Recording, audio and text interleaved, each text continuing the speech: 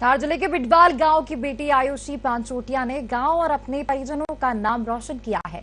बता दें कि जिले की पहली एयर होस्टेस बनी है आयुषी पांचोटिया। दरअसल आयुषी के पिता अपनी बेटियों को उच्च शिक्षा दिलाने का हर संभव प्रयास करते हैं।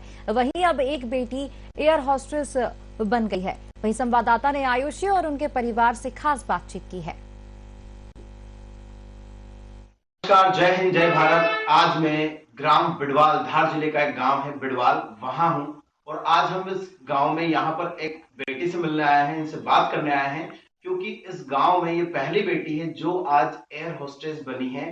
तो हम चाहते हैं कि इनके विचार नव युवक, नव युवतियों तक पहुंचे और जिस तरह से ये एक किसान परिवार से है, तो कैसे इनके पिताजी ने एयर होस्टेस इनको बनने दिया, क्या इनकी जर्नी रही, इनसे हम जानेंगे कि और आगे ये क्या संदेश देना चाहेंगे। जो आगे जो लड़कियां, एक्चुअली कई बार ऐसा होता है कि लड़कियों के एजुकेशन को लेकर हम बहुत ज्यादा, कई बार आज भी कई जगह पर लोग संकीर्ण मानसिकता के होते हैं।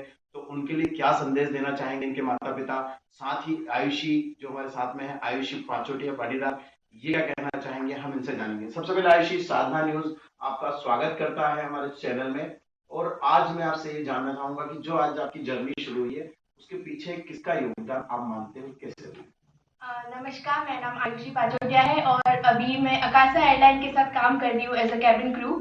और ये जर्नी बहुत ही मुश्किल थी मेरे लिए और उतनी आसान भी थी और काफी मुश्किल भी थी, क्योंकि मैंने पापा को जब एक बार बताया उसके बाद चीजें सारी मेरे ऊपर थी। मुझे कैसे करना है, मुझे कैसे आगे बढ़ना है, एक दिमाग पे प्रेशर था कि कैसे भी करके क्लियर करना है, क्योंकि इंटरव्यू इतना आसान नहीं है। इतना कंपटीशन है, इतने लोग आगे बढ़ रहे हैं, सबको अच्छी जिंदगी चाहिए। और बेशक एक एयर होस्टेस बनने के बाद जिंदगी काफी अच्छी है, बिल्कुल अलग है, एकदम लग्जरियस हो जाती है। जब मैंने पापा को एक बार स्कूल के बाद जब पापा ने मुझसे पूछा कि अब तुझे क्या करना है, पापा ने इंदौर तो भेज दिया, मैंने कॉलेज में एडमिशन ले लिया, पर दिमाग में वो चला कि मुझे कॉलेज नहीं जाना, मुझे पढ़ाई नहीं करनी, वो 3 साल नहीं बिगाड़ने, वो 5 साल नहीं बिगाड़ने, मुझे कुछ जल्दी करना है। कुछ जल्दी करने की आशा में ही मैंने आज ये कर लिया, क्योंकि एयर होस्टेस बनने में वक्त तो लगता है पर इतना ज्यादा नहीं। अगर हमने इंटरव्यू क्लियर कर लिया उसके बाद हम इतना अच्छा कमाने लग जाते हैं कि अगर वो 25 साल में भी कमाए तो भी नहीं कर सकते। और आज मैं 20 साल की हूँ और आज मैं इतना अच्छा कमा रही हूँ कि शायद मैं 25 साल में भी ना कर पाए उतना। मैंने यहाँ से जाने के बाद छोटी छोटी नौकरियां भी की। मैंने एक रुद्रांश वेंचर्स कंपनी थी, उसमें थोड़ा काम किया, थोड़ा सीखा। फिर अक्सा ज्वाइन कर लिया, एयर होस्टेस ट्रेनिंग इंस्टीट्यूट। वहां पर मैंने कुछ 6 महीने किया और मुझे लगा कि ये लोग कुछ नहीं करवाएंगे, अब मुझे ही करना पड़ेगा कुछ। तो फिर उसके साथ साथ मैंने डोमिनोज पे भी काम किया ताकि मैं काम सीखूं। मैं वहां जाती थी सुबह और शाम को, मैंने डोमिनोज पे भी काम किया। मेरे लिए कोई काम छोटा बड़ा नहीं है। डोमिनोज पे गई, वहां कोई हमें इतना बड़ा काम नहीं दिया था, सेल्स का ही कर रहे थे। साथ साथ में वो भी किया। फिर इंटरव्यूज आए, बहुत इंटरव्यूज दिए, पापा लेकर गए। कई जगह ऐसा भी लगा कि अब मुझसे नहीं हो पाएगा। जब मैंने अकाशा का इंटरव्यू देने से पहले विस्तारा का दिया था, फाइनल राउंड में जब बाहर हुई तब लगा कि हर बार मैं फाइनल में क्यों बाहर होती हूँ, शायद मेरे अंदर वो क्वालिटीज नहीं है, शायद मैं नहीं क्लियर कर पाऊँ। तो जब पापा ने मुझे बोला कि चल एक और देके देखते हैं, तू ये बता कि अगला इंटरव्यू कब आ रहा है, उस दिन मुझे हिम्मत मिली कि नहीं, अब तो कुछ तो करना ही है। अगर माँ बाप का साथ है तो सब कुछ संभव है। और सच में इन दोनों ने मेरी जो जिंदगी बनाई है, इन दोनों का जो साथ मुझे मिला है, अब मैं पूरी जिंदगी अच्छे से कमाऊंगी, अच्छी जिंदगी जीऊंगी। मुझे घर का काम करना कोई गलत बात नहीं है, पर उसके साथ अपने पैरों पे खड़ा होना, खुद के लिए कुछ करना एक बहुत बड़ी बात है। तो ये जो आज संभव है, जो आज मैं कर रही हूँ, इतना अच्छा कमा रही हूँ, इतनी अच्छी जिंदगी जी रही हूँ, लोग मुझे जानते हैं, वो सिर्फ मेरे माँ बाप की वजह से, सिर्फ इनकी वजह से। और मैं सभी पेरेंट्स को यही कहना चाहती हूँ कि प्लीज मेरे माँ बाप जैसा बनिए और लड़कियों को एक मौका तो दीजिए। आप एक मौका दीजिए, वो सब कुछ कर जाएगी। हमारे अंदर भी यही थी कि नहीं, यहाँ से बाहर निकलना है, नहीं जीनी वो जिंदगी, नहीं करना खेत का काम। वो काम करने में कोई गलत नहीं है, पर उसके अलावा भी लड़कियों की अपनी एक जिंदगी है, हमें भी उड़ना है, हमें भी कुछ सीखना है, हमें भी कमाना है। आजकल की युवतियां यही होती है कि हमें माँ बाप से पैसे कब तक मांगेंगे, कब तक पति के पैसों से घर चलाएंगे, क्योंकि खर्चे बहुत है और चीजें बहुत सारी चाहिए लड़कियों को। तो सब यही चाहते हैं कि हम अपने पैरों पे खड़े हो, प्लीज उनको एक मौका दीजिए ताकि वो कुछ कर पाए। और मैं सभी पेरेंट्स से यही कहना चाहती हूँ कि एक बार उनकी बातों को समझिए, एक बार पूछिए कि तुझे कुछ करना है क्या। 12th हो जाती है और अधिकतर लोग यही करते हैं कि हो गई हमारी लड़की 20 साल की, अब सगाई करवानी, शादी करवानी है। पर मेरे पेरेंट्स ने ऐसा कुछ नहीं सोचा। जैसे मैं 12th कंप्लीट हुई, मेरे पापा ने यही सवाल मुझसे पूछा कि बता क्या करना है बेटा, और उन्होंने इंदौर भेज दिया। एक बात पूछना चाहूंगा आयुषी, कई बार क्या होता है कि माता पिता, जैसे आपने कहा साथ में खड़े हैं, तो मैं नहीं पूछूंगा कि कोई चैलेंजेस, लेकिन कई बार ऐसा होता है कि जिस फील्ड में आप जाना चाह रहे थे, एयर होस्टेस बनना चाहते थे, तो ऐसी सिचुएशन में कई बार जो रिलेटिव्स होते हैं उधर से कई बार प्रेशर आता है माता पिता के ऊपर, बच्चों के ऊपर, तो ऐसी कोई सिचुएशन कभी बनी है? बेशक आता ही है, क्योंकि ये फील्ड आसान नहीं है। आज तक अपने धार जिले में यहाँ पे कोई नहीं होगी जिसने ये किया होगा, मैंने तो नहीं सुना है। तो उस ये मुश्किल था, पापा के लिए भी मुश्किल था, मम्मी के लिए भी था कि इतनी दूर जाना। मैं आज बेंगलोर रह रही हूँ, इनको नहीं पता कि मैं खुद से किया, खुद गई। जहाँ तक पापा को उन्होंने साथ दिया, पापा मुझे दिल्ली ट्रेनिंग तक छोड़ने को उन्होंने देखा, मुझे रहने को दिया। अब बेंगलोर तक और हर जगह पापा साथ नहीं आ सकते, पर इनका जो विश्वास है कि नहीं, ये कुछ गलत नहीं करेगी, ये हमारा साथ देगी, हमारे लिए कुछ करेगी, परिवार को आगे बढ़ाएगी, यही विश्वास और साथ एक लड़की को आगे ले जाता है। बेशक रिश्तेदारों ने कहा होगा कि नहीं करवाना चाहिए, मुझे तो कुछ नहीं कहा, पापा को कहा होगा, पर उनकी बातों का कोई असर पापा में बुरा नहीं पड़ा। उन्होंने उनकी बातें नहीं सुनी, और पापा हमेशा नहीं सुनते हैं। पापा हमेशा हमारे हित में रहते हैं, हमेशा हमारा विश्वास करते हैं, और इनका विश्वास ही है जो हमें आगे लेके जाएगा और लेके जा रहा है। अच्छा, कोई ऐसी सिचुएशन आई कभी कि जब लगा हो बस यार अब नहीं कर पाऊंगी, और फिर भी लेकिन कर लिया आपने? आई है सिचुएशन बहुत है, क्योंकि मैंने इंटरव्यूज कम नहीं दिए, मुझे तो गिनती भी नहीं है मैंने कितने दिए हैं। हर बार ये लगता था कि यार इन लोगों को क्या चाहिए ऐसा जो हमारे अंदर नहीं है, और उससे मैंने नेगेटिव नहीं लिया कि ना अब नहीं हो पाएगा, अब तो हो ही नहीं रहा, ये लोग ले ही नहीं रहे। हर बार कुछ सीखा है, क्योंकि हम जितने भी इंटरव्यूज देते हैं, जितने भी एग्जाम देते हैं, अगर फेल हो गए तो हम सीखते हैं उससे कि नहीं, हमने इस बार ये गलती की, अगली बार अच्छा करेंगे। मैंने भी सीखा, हर इंटरव्यूज में सीखा कि नहीं, अगली बार अब ये करना है। और जब फाइनल मैंने अकाशा का दिया, जब मुझे खुद कॉन्फिडेंस था, पापा ने गाड़ी में मुझसे पूछ लिया था, मैंने पापा को बोला पापा इस बार तो पक्का है मेरा, क्योंकि वो उन लोगों के हाव भाव से ही पता लग जाता है कि नहीं अब तो पक्का है। तो बस धीरे धीरे करके कोशिश करते रहो, कभी हारना नहीं, बिकॉज चीजें इतनी मुश्किल भी नहीं जितना हम बना लेते हैं। हम सिर्फ दिमाग में सोच लेते हैं कि हमसे नहीं हो पाएगा, पर सब मेरा स्ट्रॉन्ग पॉइंट तो यही है कि जब मैंने इंटरव्यू दिया, उन लोगों को यही अच्छा लगा कि तुम बात कितने अच्छे से करती हो, वो तुम्हारा बॉडी लैंग्वेज, हमेशा मुस्कुराना। और मैं जिस फील्ड में काम कर रही हूँ, वहाँ पैसेंजर से अच्छे रिश्ते बनाना, एयरलाइन में बार बार ट्रेवल करें, वो मैंने बहुत किया है। मेरी कंपनी को भी आज वो अच्छा लगता है कि नहीं, तुम पैसेंजर प्रोफाइलिंग अच्छे से कर लेती हो, रिलेशनशिप अच्छे बना लेती हो, ताकि वो हर बार नहीं बोले कि नहीं यार क्रू अच्छा है, उस एयरलाइन से ट्रेवल करना चाहिए। तो ये बड़ी अच्छी ताकत है मेरी, मैं कह सकती हूँ कि मुझे बहुत फायदा मिला है। जब मैं द पार्क इंदौर में भी काम किया मैंने 6 महीने एज अ होटल मैनेजमेंट कह सकते हैं, और मैंने ज्वाइन एफ में किया था। जब वहाँ के जो मैं एफ हॉस्टेस थी, मतलब गेस्ट आते थे खाना खाने के लिए, तो उनको ग्रीट करना, उनको टेबल एलोकेट करना, और ये सब कुछ काम करना। फिर वहाँ के जीएम ने देखा कि ये लड़की में कुछ तो अलग बात है, तो उन्होंने 3 महीने में ना प्रमोशन कर दिया एज अ सेल्स कोऑर्डिनेटर। उन्होंने कहा कि तुम अब पार्क को रिप्रेजेंट करो, कि द पार्क इंदौर की एक लड़की है जो द पार्क है। तो वहीं से मुझे इतनी हिम्मत मिली कि जब ये लोग मेरे अंदर कुछ देख सकते तो पूरी दुनिया क्यों ना देख सकती है। तो वो उसके बाद जैसे 6 बार फिर मैंने कुछ सोचा कि नहीं, अब यहाँ से छोड़ के जो लक्ष्य है उसके पीछे भागो। तो मैंने वो दिसंबर में छोड़ा, और जनवरी में इंटरव्यू दिया और क्लियर कर लिया। कोई कमजोरी? कमजोरी तो मुझे नहीं आज तक समझ में आई, पर ये कमजोरी थी कि मैं पहले लोगों के सामने बोल नहीं पाती थी, बिल्कुल नहीं बोल पाती थी। मैं चाहूंगा कि खासकर लड़कियों को, जो हमारे क्षेत्र की लड़कियां हैं, और खासकर मैं चाहूंगा कि हमारे ग्रामीण क्षेत्र की लड़कियां, उनके लिए कोई संदेश? उनके लिए तो एक ही संदेश है कि जो तुम्हारे मन में हो वो अपने पेरेंट्स को बताओ। चीजें मन में रखने से कुछ नहीं होता है। तुम जब तक अपने लक्ष्य के लिए भागोगे नहीं, जब तक तुम खुद नहीं बताओगे, पेरेंट्स को नहीं पता लगता कि तुम्हारे दिमाग में क्या चल रहा है, तुम्हें क्या चाहिए, वो लोग कैसे जानेंगे? उनका काम है पढ़ाना, वो तुम्हें पढ़ा रहे हैं अच्छे से, वो तुम्हें 12th कराएंगे। और अपने यहाँ इतनी अच्छी शिक्षा नहीं है कि 12वीं के बाद भी यहाँ से पढ़ाई करके और कुछ अच्छा कर दें। बेशक हमें बाहर जाना पड़ेगा, तो उन्हें बताओ कि हमें बाहर जाना है। कोई पेरेंट्स मना नहीं करता। अगर किसी इंसान के पास पैसे नहीं है तो वो ऐसा नहीं बोलेगा कि मेरे पास पैसे नहीं है, मैं नहीं भेज रहा हूँ। वो कहीं से तो कोशिश करेगा कि नहीं, मेरे बच्चे पढ़े। और मेरे पेरेंट ने भी यही किया, उन्होंने कभी किसी चीज के लिए मना नहीं किया, और उसका हमने गलत फायदा नहीं उठाया। अगर पेरेंट्स भेज रहे हैं तो प्लीज उसका गलत फायदा मत उठाओ, अच्छे काम करो।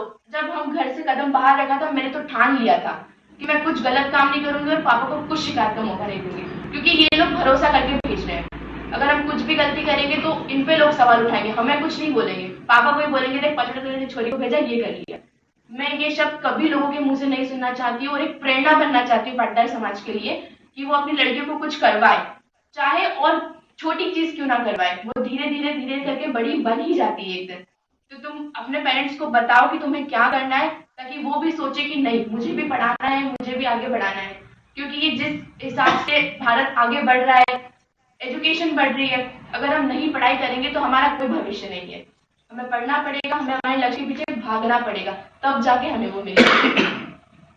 जो इन्होंने कहा है कि अपने मन में ना छुपाएं, वो अपने पेरेंट्स को बताएं, और पेरेंट्स से भी इन्होंने कहा है कि एक बार अपने बच्चों के लिए आप कुछ करें, क्योंकि आज ये जहां पर है उसका क्रेडिट ये सबसे ज्यादा अपने पेरेंट्स को दे रही है, क्योंकि पेरेंट्स का सपोर्ट, पेरेंट्स का भरोसा बहुत आवश्यक है। हम पेरेंट्स में सबसे पहले मम्मी से छोटा सा एक प्रश्न करेंगे कि आज आपने अपनी बेटी को एयर होस्टेस बना दिया है, और निश्चित तौर पर एयर होस्टेस मतलब एरोप्लेन में जब हम बैठते हैं और वहां पर जो हमें सर्विस देने के लिए, जो हमारी पूछ परख करने के लिए एक महिला जो आती है, वो आपकी बेटी है।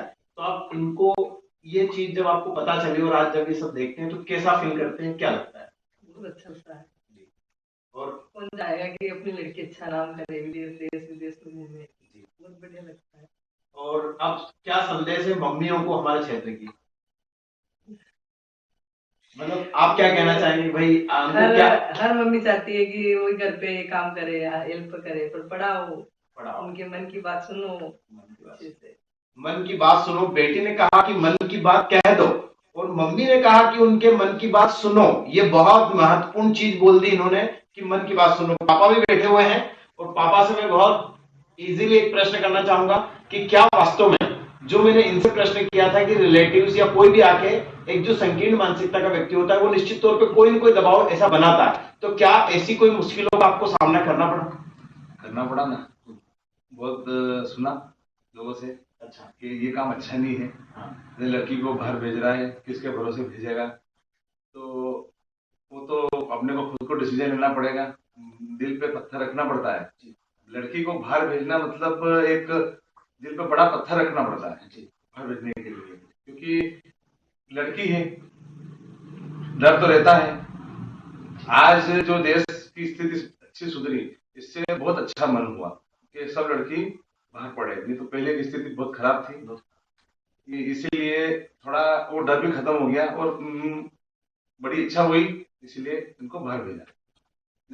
मैं सबको बोलना चाहता हूँ कि आप निडर होके अपनी सारी बेटियों को, बेटे तो चले जाए कोई दिक्कत नहीं, पर सारी बेटियों को अच्छे से पढ़ाएं और वो उनकी जो मन की इच्छा है वो पूरी करने दें।